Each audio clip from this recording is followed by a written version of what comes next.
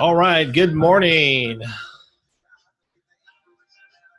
Welcome to this month's Assisted Living Marketing Coaching Training Call. I'll fade out some music here. Listen to little good tunes. Welcome this morning. We're going to get started here.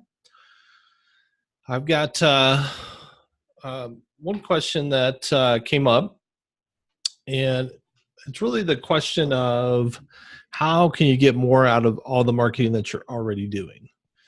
And there's really two things I want to talk about with that. So one is, what are you doing for reviews? So talk about that. And then the second thing is, how are you tracking the success of the different marketing mediums that you're using? So let me share my screen here.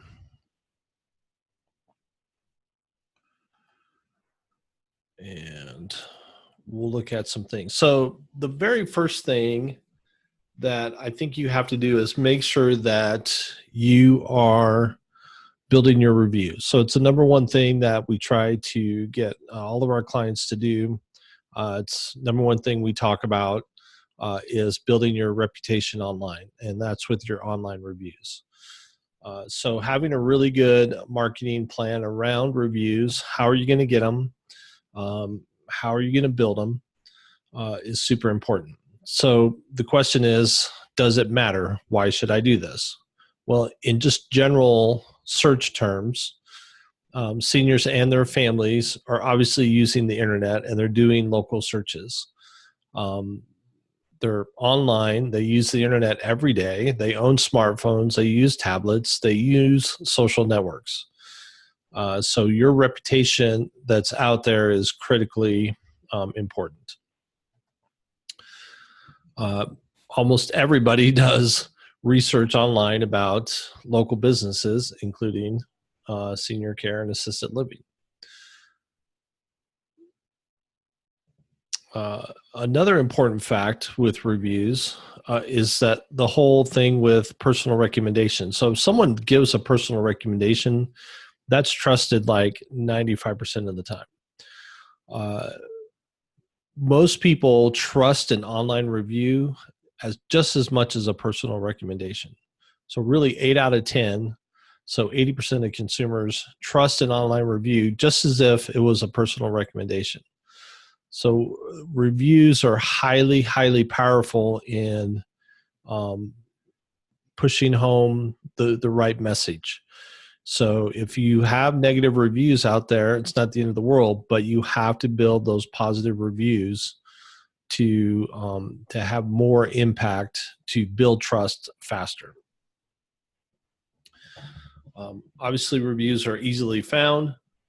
Just do any kind of search on assisted living, and something's going to come up related to reviews.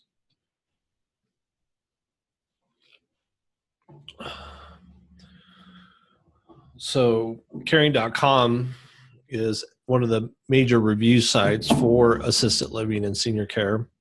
And so they do a lot of their own internal research in capturing the data related to this. So one of the things they talk about is, one of the things they've been able to measure actually is those communities that have more reviews, and they base it on 15 or more, get 8 times the move-ins versus those that only have 1 or 2 reviews.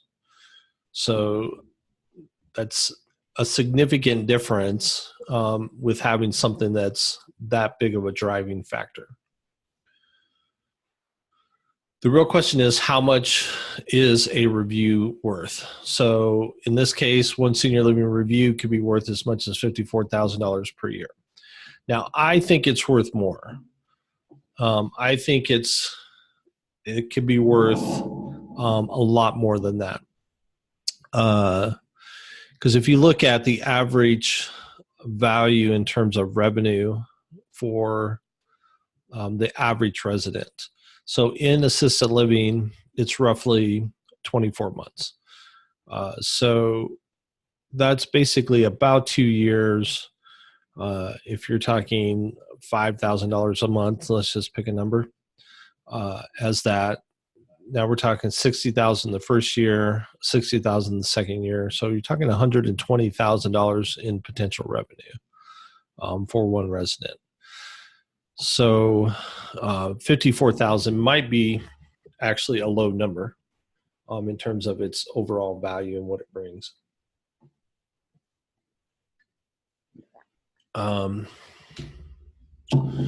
We talk about the top review sites. Google, Facebook, and Yelp are kind of the basic review sites for every industry. And then caring.com. Yelp's not that big a deal, though. Let me just mention that. In terms of assisted living, when you look at the scale of what people use Yelp for in terms of checking reviews, at the top of the list is restaurants. At the exact opposite, at the bottom of the list, is assisted living. It's almost never used for people to check and see if an assisted living community is on Yelp. So Google, yes. Facebook, yes. Caring.com, yes, for sure. So A Place for Mom and senioradvisor.com, those are the same, basically the same site. That's A Place for Mom that runs both those sites. So if you get reviews on A Place for Mom, if you work with them as a referral agency, those reviews also go on senioradvisor.com. And then there's quite a few others: Aging Care, Our Parents, and Golden Reviews.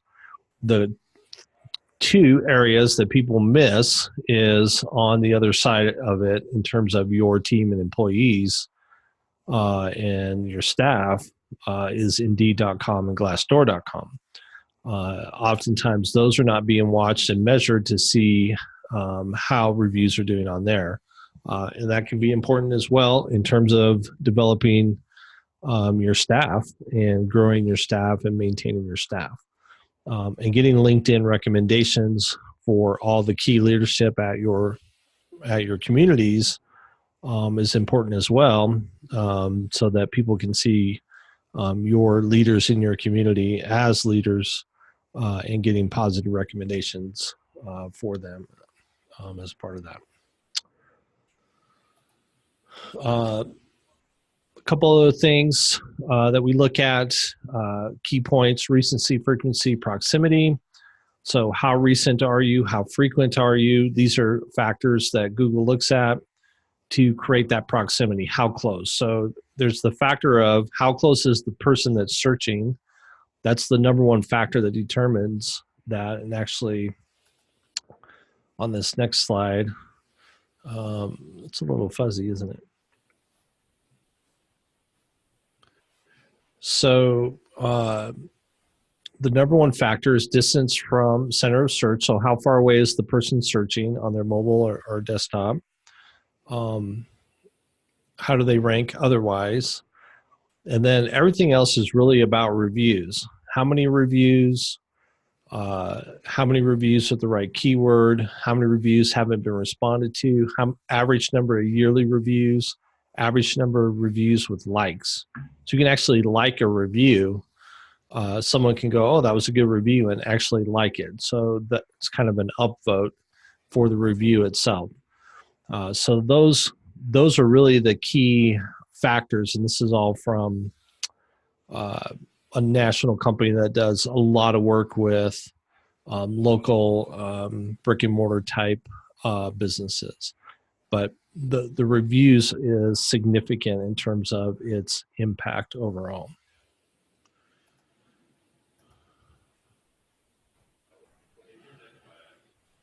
Let's see here. I want to make sure.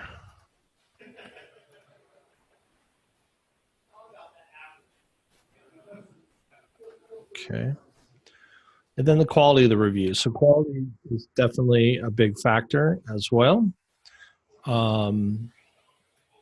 What all is inside of the review? What did they say? Did they talk about activities? Do they talk about staff? Do they talk about meals? So coaching your folks to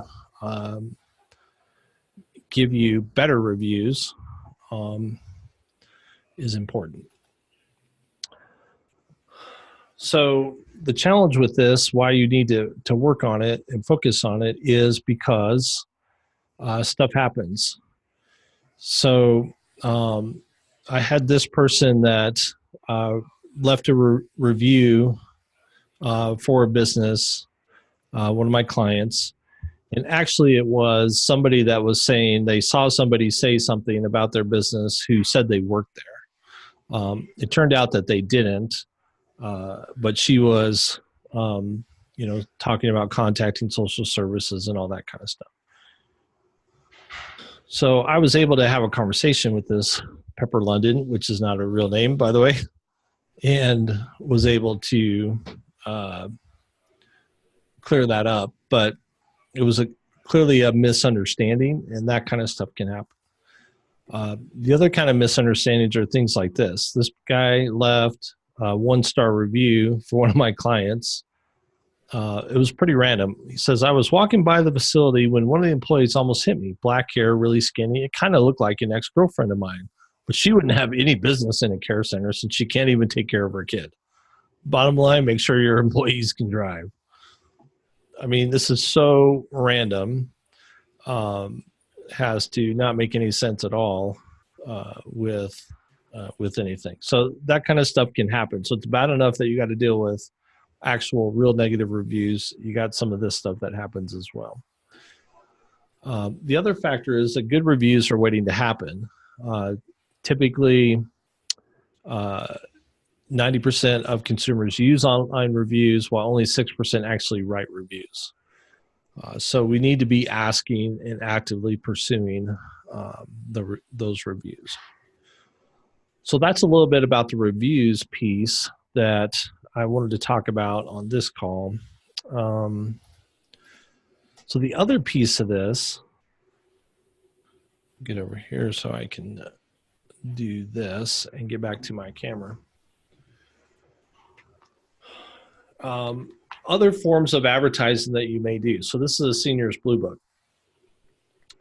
And this is the South Metro Denver area Seniors Blue Book. So a lot of communities advertising here. A number of my clients advertising here.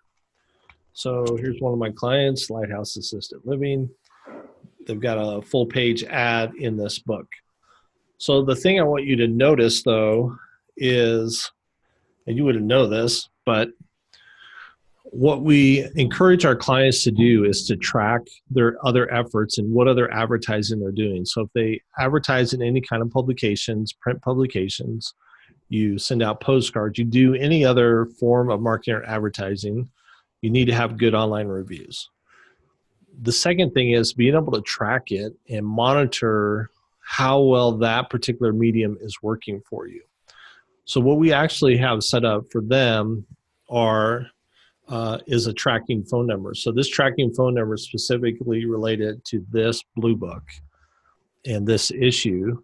So we track every call that comes through that number during the duration that this ad is out, so that we can see how effective this is as a marketing medium for them, and to be able to trace that back to, did we get actual move-ins based on this particular ad, that a phone call came through this number.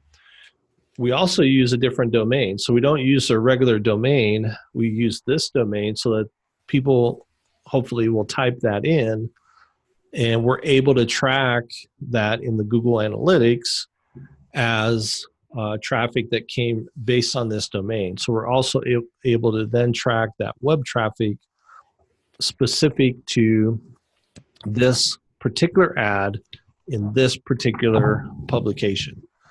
And so that's a great way to really find out how these other mediums that you have are going to be, are actually being effective for you in terms of overall marketing for your communities. So you want to track and measure as much as possible anything that you can. So, if you're putting a little ad in a church bulletin, you should probably have a tracking phone number in that. If you're going to send out a postcard, have a tracking phone number for that. And there's lots of different domains that you can always buy and use to redirect. But even if you don't do the domain thing, the phone number thing is pretty easy to use. So we use a company called CallRail, CallRail.com, and by tracking phone numbers for there, it's a few dollars a month for each phone number, but we're able to track those calls.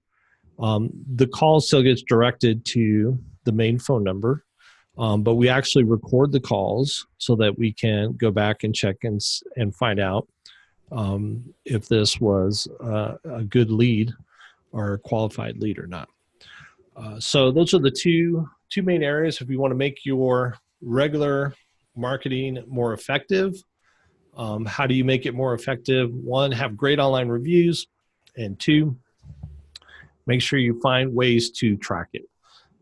See if you can use a tracking phone number or a different alternate domain name so that you can track the traffic with that.